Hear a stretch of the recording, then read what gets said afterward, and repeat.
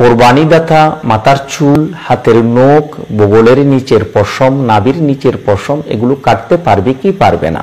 হাদিস খানা তিরমিজি শরীফের মধ্যে নোট হয়েছে। হযরত উম্মে সালমা রাদিয়াল্লাহু তাআলা আনহা বর্ণনা দিচ্ছেন, আমার নবী করিম সাল্লাল্লাহু তাআলা আলাইহি ওয়াসাল্লাম ইরশাদ করছেন, ক্বালা মান রাআ হিলালা জিলহজ্জা, যে ব্যক্তি জিলহজ মাসের চাঁদ দেখলো, অর্থাৎ জিলহজ মাসের চাঁদ যখন উদিত হবে, ওয়া আরাদা আন ইউদাহা, এবং সে নিয়ত করলো যে আমি এবছর কোরবানি করব।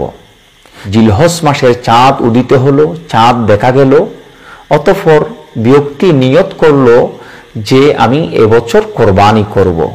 ফালা ইউখুযান্না মিন শা'রিহি ওয়ালা মিন আযফারিহি, রাসূল করিম সাল্লাল্লাহু আলাইহি ওয়াসাল্লাম ইরশাদ করছেন, তুমি যখন কোরবানি দেওয়ার নিয়ত করেছো, তুমি আর মাথার চুল কাটবে না, হাতের নখ কাটবে না, পায়ের নখ কাটবে না, এভাবে বগলের নিচের পশম, নাভির নিচের পশম এগুলো কাটা যাবে না, কাটবেন না। না কাটলে লাভ কি?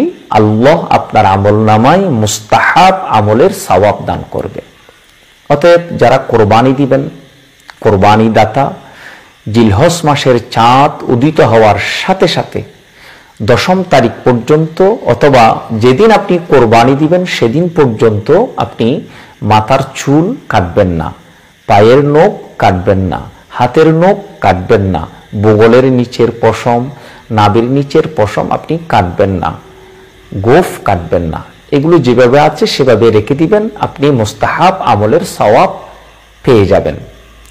এখন প্রশ্ন হলো, কারো নাভির নিচের পশম 40 দিন পার হয়ে গেল, কারো বগলের নিচের পশম 40 দিন পার হয়ে গেল, সে কি রেখে দিবে না কেটে ফেলবে? যেহেতু 40 দিন যখন পার হয়ে গেল, ওগুলো নিয়ে চলাফেরা করা, হাঁটা চলা করা, নামাজে দাঁড়ানো, এটা গুনাহের শামিল। সুতরাং মুস্তাহাব আমলের জন্য আমি তো গুনাহ করতে পারি না, বিদায় আমি কেটে ফেলবো।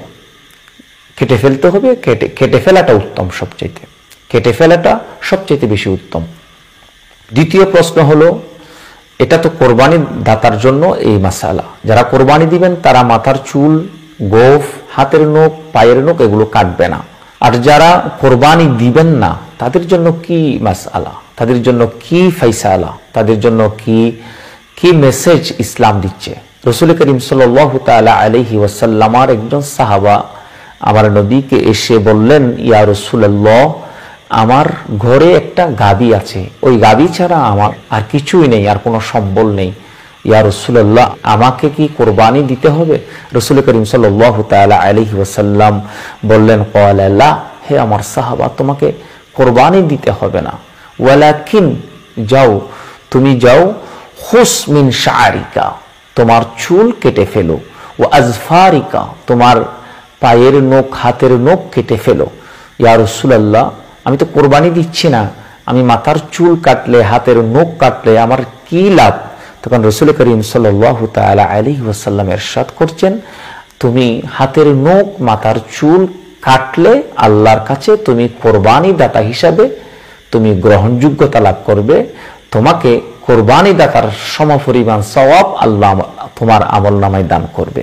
অতএব যারা কোরবানি দিবেন তারা জিলহজ মাসের 1ম তারিখ থেকে 10ম তারিখ পর্যন্ত মাথার চুল, হাতের নখ কাটবেন না, যেভাবে আছে সেভাবে রেখে দিবেন, মুস্তাহাবের সওয়াব পাবেন। আর যারা কোরবানি দিবেন না, আপনারা মাথার চুল, হাতের নখ, পায়ের নখ এগুলো কাটতে পারবেন, কাটলে আপনাদের জন্য কোরবানির সওয়াব আছে, আল্লাহ আপনাদের আমলনামায় দান করবে।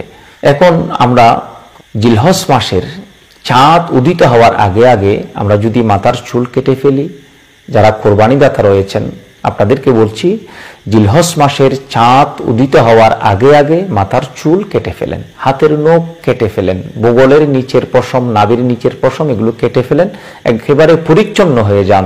আপনি জিলহজ মাসের 1 তারিখ থেকে 10ম তারিখ পর্যন্ত, কোরবানির দিন পর্যন্ত আপনি আর মাথার চুল কাটবেন না, গোফ কাটবেন না, নখ কাটবেন না।